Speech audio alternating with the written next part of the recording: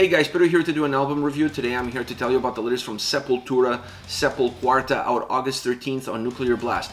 This album has 15 tracks, 61 minutes in length, and this is a special quarantine live release by the iconic, and I mean iconic, Brazilian thrash metal band Sepultura.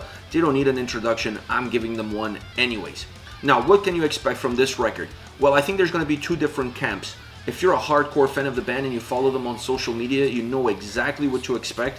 If you're more on the periphery and you don't follow them as deeply, then this may come as a little bit of a surprise. Now, we're going to tackle this from the second point of view because I want to really break it down and give everybody a little bit of a glimpse and an idea of what they can expect from SepulQuarta. Well, everything started online. Everything started throughout the pandemic. Without the pandemic, this album doesn't exist. These collaborations are not going to happen. They had just released a brand new record. Their tours were canceled because of the pandemic. They had no shows to play, and they came up with the idea of having SepulQuarta on their YouTube channel, have a Q&A with fans, invite a guest musician to come in and perform one of their songs with them. What a great idea, what a great concept. There were other bands doing similar things, but I didn't feel like any band went as far down the road with their concept, with their process as Sepultura did. They really took extra steps in order to make their content more exciting, more energetic, and connect with the fans at a much deeper level. So from that perspective, what they created during this pandemic was outstanding and really interesting and really setting the bar for what bands can even do going forward. I really feel like this is a great process, is a great idea, and a great way to stay connected with the fans, even in between releases, if you will. Just really great work from them on a social media, on YouTube, to create something that the fans were able to enjoy, but at the same time, the band was able to enjoy. They were finally able to play, not together in the same room, they were all in their own places virtually, but they were still playing together as a band, and they were having their friends over in a virtual sense to play songs with them. So this was really win-win for everybody. Win-win for the band and win-win for the fans that got to witness this happening in front of them on YouTube. With SepulQuarta, the album, what are they doing? They're moving that content from YouTube, from the virtual world, into the physical format. You can get it on CD, you can get it on vinyl, you can get it on streaming platforms, but you no longer need to go to YouTube and press play on one of the videos. You can still do that, you can still enjoy the live performance and the video of the performance that way, but if you want to take those songs with you on the road, to your car, when you're exercising, when you're jogging, now you're going to be able to do that. So I like this idea. I like the ability to create different formats for the same content to really give the fan base a much wider range of options, if you will, and how you're going to process and how you're going to digest these new tracks. Because at the end of the day, these are new tracks. When you look at the soundscape, when you look at the impact of the guest musicians, these songs still have the original core, the original DNA of Sepultura, of the original tracks, but they do sound different, they do feel different. And there's going to be two impacts here. The first impact is the one created by the guest musicians that are coming in.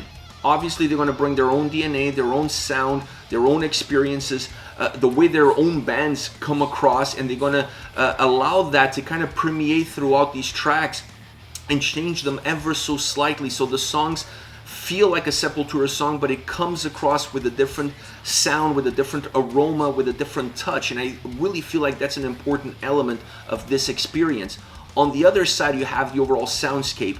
Obviously, this is a live album, but it's not a live album in front of an audience. It's an album that's recorded virtually, so it's going to have an impact on how you're going to come across these songs and how you're going to process them. The drums, for example, are super strong on this recording, all 15 songs. Eloy is an absolute monster, and the power of the drums really comes across on every single track.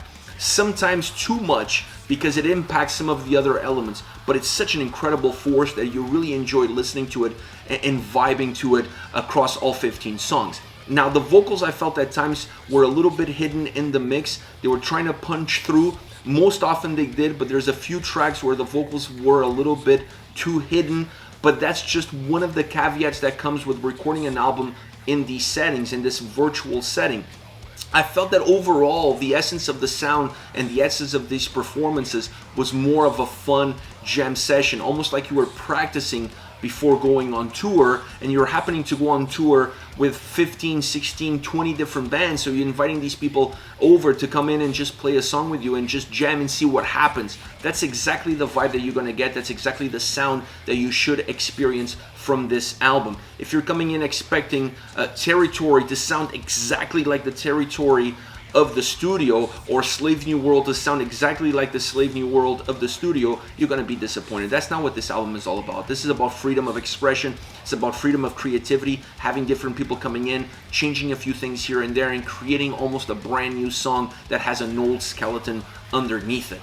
As far as favorite songs are concerned, there's 3 that I really enjoyed, all 15, because they all have something different to offer. They're all gonna give you something unique coming in from the guest musician that's on that track. But there are 3 that are, to me, standout tracks on this release, and that is Sepulnation with Canadian Danko Jones. I really like the dynamic of the 2 vocalists on that track, works really well, and Danko really brings in a lot of grit to that song. Another one is Hatred Aside featuring Fernanda Lira, Angelica Burns, and Mayara Puertas. My God, this song has so much energy, it has so much aggression. I felt like it was even more aggressive than the original. It just had such a heavy punch, just a heavy tone, a lot of heaviness all around, but specifically coming from the vocals. The vocals had a lot of volume, a lot of different layers. You have a lot of different vocalists in this track, so everybody's bringing in their essence, their DNA, and they really changed the song completely. But I felt like they gave the song a little bit of an extra push, definitely giving it a lot more layers than what the original had. And last but definitely not least, Slave New World with Matt Hiffy, both on guitars and vocals. This song is just phenomenal. I mean, he really added an interesting layer to the track, both musically and vocally. It just made the song feel more robust, and it's a very interesting recording. I really enjoyed this song. I'm a huge fan of the original track, and I was really interested to see what they were going to do here and how are they going to bring him into this very iconic and this very driven track.